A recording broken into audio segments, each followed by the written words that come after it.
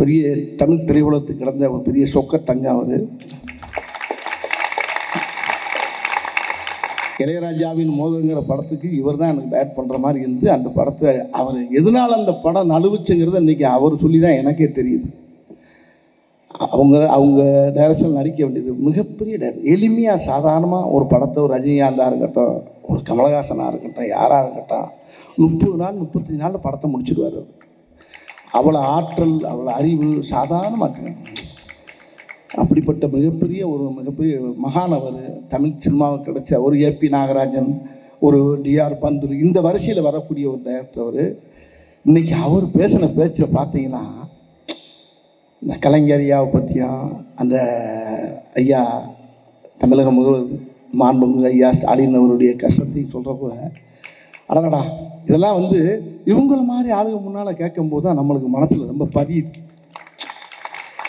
மற்ற சாதாரண இன்றைக்கி இருக்க பிள்ளைய சொல்கிறதுல எடுபடாது. அவர் சொல்கிறபோது அந்த வரியில் சொன்னார் பாருங்க, ஒரு தொண்டன் தமிழ்நாட்டுக்கு முதலமைச்சராக இருக்கார். ஒரு தொண்டன் கல்யாணம் பண்ணி 10 நாளில் சிறைக்கு ஸ்கூலுக்கு அனுப்புகிற மாதிரி அறிவிச்சிருக்காரு பாருங்க கலைஞர் ஐயா. அதை சொன்னார் பார்த்தீங்களா. ஸ்டாலின் வச்சன் பேரனால அந்த ஸ்கூலில் சேர்க்க மாட்டேன், பேரை மாற்றன்னு இருக்கான். நான் ஸ்கூலை தாண்டா மாற்றுவேன், பேரை மாற்ற மாட்டேன்னு இருக்கார் அவர். அவர் சொன்ன கதையை கேட்கும்போது அதே ஒரு படமாக அவர் டைரக்ட் பண்ணலாம். அவர் எவ்வளோ அழகாக பண்ணியிருக்காரு. ஆனால் அதுக்கப்புறம் ஜெயிலுக்கு அனுப்புறத ஸ்கூலுக்கு அனுப்புகிற மாதிரி அனுப்பியிருக்காரு பாருங்க. அதுதான் ஐயா கலைஞர் அவர்கள். இப்போ நான் இங்கே வர்றதுக்கு முன்னால் அண்ணே, நான் என்னுடைய அன்பு அண்ணன், இது பார்ட்டி சாதாரண இல்லை, சேகர்பாபு அண்ணன். வெட்டு 1 துண்டு 2 தான் பேச்சு. யாருக்கு அஞ்சாத சிங்கம். மன வலிமை, தைரியம். எத்தனையோ சிறப்பான அமைச்சரில் இது ஒரு சிறப்பு. முதல்ல தமிழக முதலமைச்சர் ஐயா ஸ்டாலின் அவர்களுக்கு முதல்ல நன்றி சொல்லணும். இப்படிப்பட்ட ஒரு அறநிலைத்துறைக்கு இப்படி ஒரு அமைச்சரை தேர்ந்தெடுத்தார் பாருங்க. அடடா, எல்லா கோயிலையும் விளக்கெறிதியா, அவ்வளோ கோயில் அப்படி பிரகாசமாக இருக்குது, இந்த மாதிரி இருக்குது, ஜெகஜோதியா இருக்குது.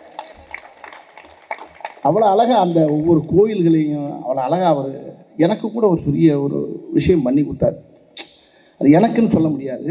எத்தனையோ கோயில் சுற்று பூரா ஆட்டையை போட்டு போகிறாங்க. ஏன் கோயில் எனக்கு குழந்தையும், ஆனால் காட்டு பரமக்குடின்னு ஒரு கோயில். அந்த கோயிலில் ஒரு ஐயனார், என்னுடைய சாமி திருவேற்றுடைய ஐயனார் கருப்புசாமி. அந்த கோயிலில் கிட்டத்தட்ட ஒரு 23-24 ஏக்கர் ஆட்டையை போட்டு அவன் பூரா எல்லாம் கொய்யா ஐயாலாம் போட்டுக்கிட்டு இருக்கான்.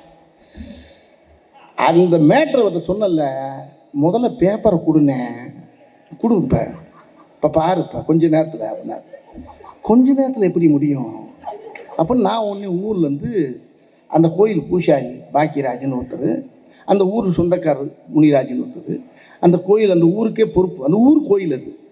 உடனே அண்ணன்ட்ட கொண்டாந்து சீட்டை தான் கொடுத்தேன். கப்புன்னு காலையில் ஆள் அனுப்புனாரு, வாங்கி கொடுத்துட்டாரு. இங்கே சுயநலத்துக்காண்டி நான் பேசலை. இது மாதிரி எத்தனையோ கோயில் சுத்த ஆட்டையை போட்ட இடத்த பூரா வாங்கி அதை அழகாக அறத்தில் சேர்த்து எல்லாம் ரொம்ப பேர் மனசை சந்தோஷப்படுத்தியிருக்காரு. உண்மையிலே ஒரு அருமையான ஒரு தேர்வு. தமிழக முதலமைச்சர் கரெக்டாக கண்டுபிடிச்சி தூக்கி வச்சிருக்காரு.